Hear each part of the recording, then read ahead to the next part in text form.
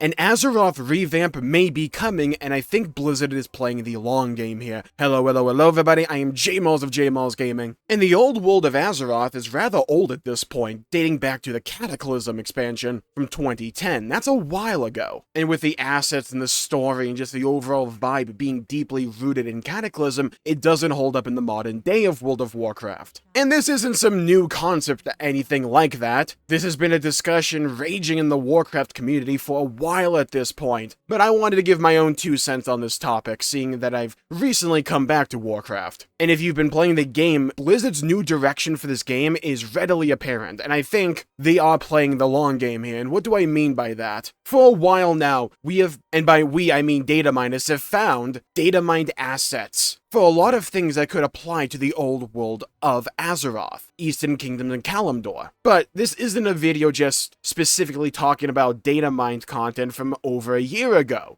I think the biggest piece of evidence for an old world revamp for Warcraft comes with what they're doing right now with the World Soul Saga, a 3 expansion arc/story where we're in part 1 of right now with the War Within. Takes us to this other new island with Earthen called Kazalgar, and we delve beneath the surface of the world, but it's the next 2 expansions that really catch my eye and wet my whistle and tantalize me at the possibilities of the things to come, because this world revamp is kind of happening soon, just not all at once. They've updated parts of the world before, like back in Battle for Azeroth with Darkshore and the Arathi Highlands, but when it comes to the next expansion, Midnight, that is when we're supposed to fully experience this new creative vision with Chris Metzen at the helm. And it's funny how Midnight is supposedly revamping Quel'Thalas, and not supposedly, they said that. We are revisiting Quel'Thalas. And a revamped Quel'Thalas just sounds so intriguing, because that's a zone of the game that, in my opinion, in terms of overall vibe and aesthetic, is my favorite in the entire game, but it's so deeply rooted in age because, well, it came out with the Burning Crusade. It's not even connected fully to the regular world of Azeroth.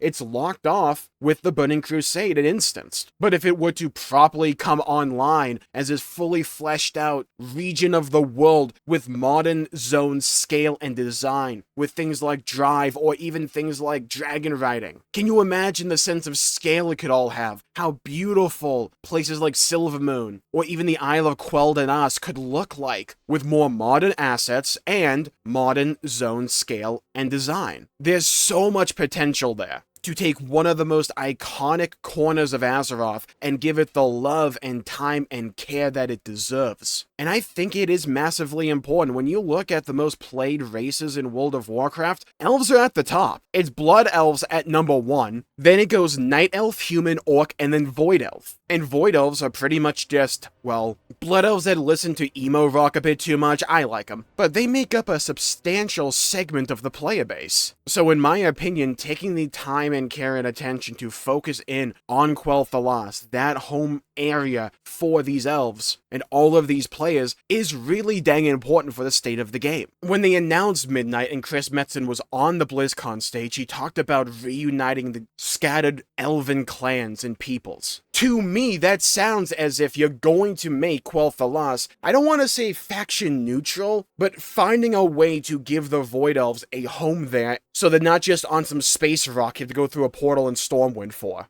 Especially with how much the retail version of WoW has leaned into cross-faction play and cross-realm play and all that goodness. It makes a lot of sense to me. When you're going to have an entire expansion dedicated to that section of the world, you want all your players to care about it. And it's always been this weird question mark surrounding Warcraft, and World of Warcraft specifically, where Blood Elves aesthetically fit in with the Alliance way more, and you would think, oh, if you prefer the Alliance, you would also probably like Blood Elves because aesthetically it's not that big of a leap, whereas compared to Orc, Tauren, Trolls, and Undead, there's a stark difference there in overall tone and vibe. I don't know the veracity of it, but like, you know, the saying goes that Blood Elves would given to the Horde because people thought the Horde were too ugly back in vanilla. And I don't think it's like a difficult question to answer why Blood Elves are so popular. They just look really good. Armor looks good on them. All transmog looks good on them. They're humanoid with decent proportions. So if you're already going to take that section of the world and revamp it and flesh it out and give it the tender love and care that it so rightfully deserves, I mean, that's all well and good, and if it was just by itself, that'd be one thing, but the expansion right after that, the finale of the World Soul Saga, has us going back to Northrend, where they're going to do the same thing there as well. Another part of the world that is so beloved and iconic to Warcraft. So in the next 2 expansions, we're not going to theoretically new locations, or at least they're not advertised as that. We're revisiting beloved sections of the world and revamping them to bring them more in line with the visual spectacle of zones and just the state of the game with Dragonflight and the War Within. And then I ask myself, where do you go after that? If the World Soul Saga ends with The Last Titan, how do you retain players? We're seeing Final Fantasy XIV have somewhat of an issue here, retaining excitement after they ended their massive storyline with the Hydaelyn and Zodiac arc in Endwalker, and now try and start something new with Dawntrail. While theoretically we'll run into that same issue right after The War Within, and Midnight, and The Last Titan. What's that expansion afterwards? And like, it's not like I came up with this, it's been talked about for a while now, and I think it's talked about so much that the expansion after The Last Titan will likely be an old world revamp for the Eastern Kingdoms and Kalimdor, because it just makes sense. How do you one-up this 3 expansion story arc, assuming it's good, and assuming they stick the landing, which I'm optimistic they will, because I actually quite like The War Within so far. But how do you follow this up? How do you retain excitement and spectacle? Do you go to an entire new land? Like maybe you go across the sea and find out what's going on with the Arathi Empire, which is this whole new thing brought in with The War Within, where we found their scouting party deep below the surface of the world? I mean, you can do that, sure, but I just don't think that's the natural thing to follow up the World Soul Saga. I think we will go across the sea at some point, but I don't think it's anytime soon. I think the best way to retain excitement, again,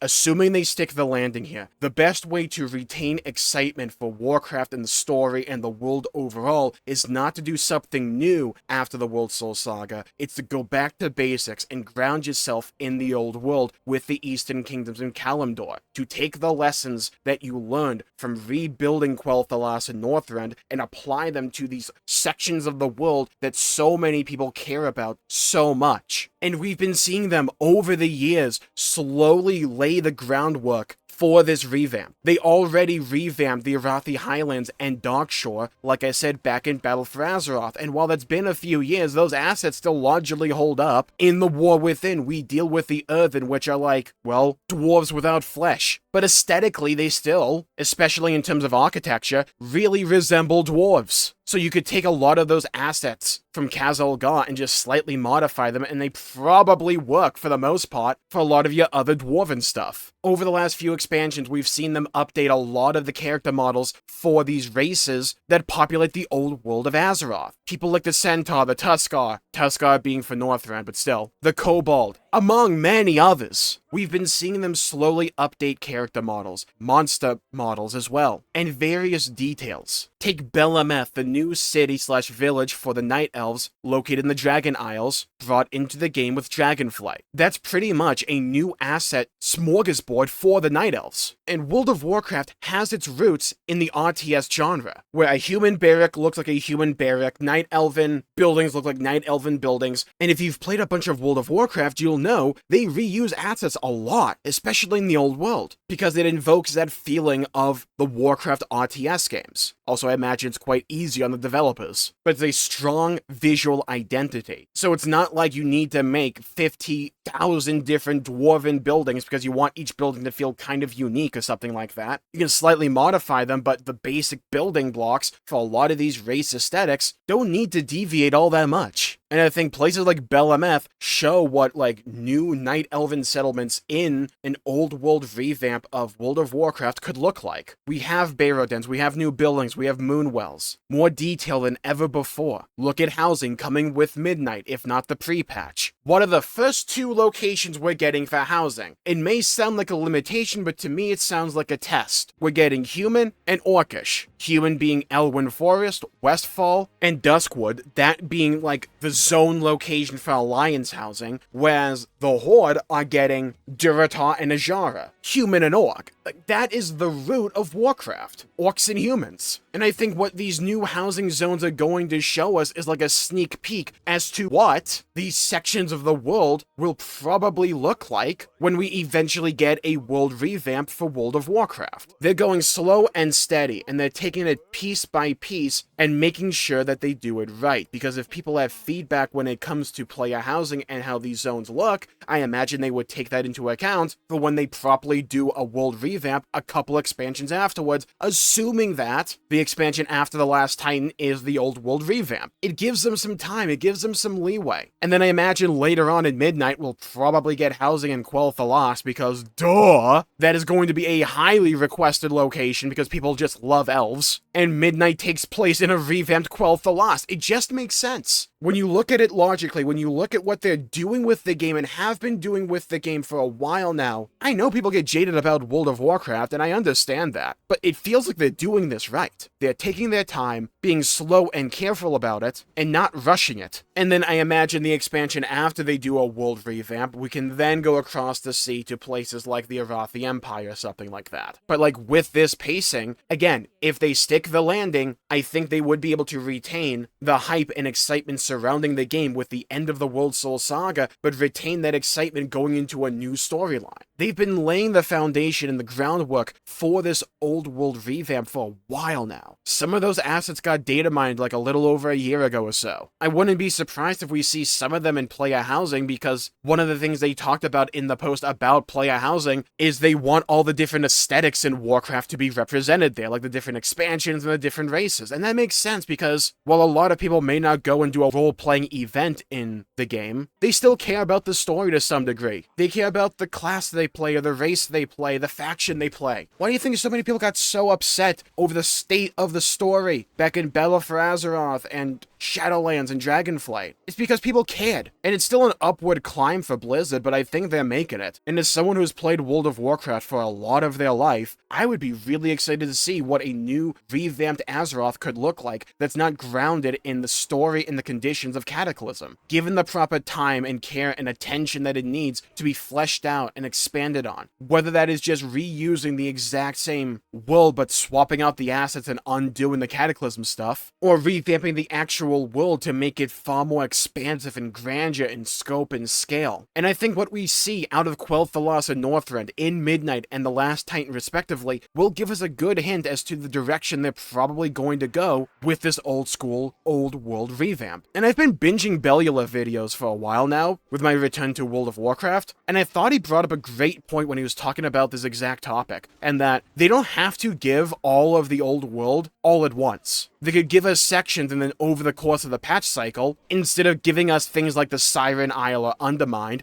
bring online more of those other zones. That could be a great way to go about doing this. It's food for thought, but I think it's really interesting to chew on and just speculate about. Because I think World of Warcraft is fun to speculate about again. And I haven't been able to say that for a long while. Oh yeah, one other thing, by the way. Another aesthetic that is really important to the world of Warcraft is goblins. And where are we going in 11.1? Undermined. Undermined. You know, the naming convention here is gonna throw me off, because the patch is called Undermined, duh. With a D. But the location's called Undermine. Is it a funny wordplay? Yeah, sure. Will it trip me up so badly and always call the new city Undermined? Yes, for no reason either. But what I'm getting at, we're getting all new goblin aesthetics and assets there as well. And I imagine you could retool some of those to reuse in places like Ajara or even Orgrimmar or other places like that when they eventually get to an old world revamp. The things they do, the things they choose to focus on, just add more and more to this theory, in my opinion. It's one of the interesting properties of World of Warcraft. When you have these assets, you can make a bunch of different locations, and it works because it feels inspired inspired by the RTS. It feels recognizable and understandable. When you look at a human barrack, you're like, I know exactly what this building is and what its purpose is. That is a strength of World of Warcraft. And while some people may call that lazy design, I quite like it, and I think it's a charming element to Warcraft overall that harkens back to those RTS roots. And instead of doing a old world revamp all at once like they did with Cataclysm, I think doing it piecemeal like they've been doing, bringing new assets online and stuff like that, implementing them piece by piece, and then doing it all with one giant expansion, I think that is a smart play to go about doing it. Because they have to nail it and they have to do it right. Being acceptable or fine is not good enough here. This is sacred, hallowed ground they are treading on, if they are going to go in this direction, which I think they will. More than anyone, they know they have to nail it. And like I just said, it can't just be fine or good enough, it has to be excellent. Here's hoping they stick the landing. And with that, I'll call the video there for the day. Leave a comment down below with your own thoughts, your opinions, and what you would like to see out of a revamp of the old world for World of Warcraft. I'd love to hear your thoughts, hear your opinions, and hear your perspectives. Do you think they're going to do it? Do you think people are just like hyping it up for the sake of it? I'd love to hear your thoughts, hear your opinions, and hear your perspectives. Stay safe, have a great day, go play some video games, and I'll see you all next time. Bye bye everybody, until we meet again.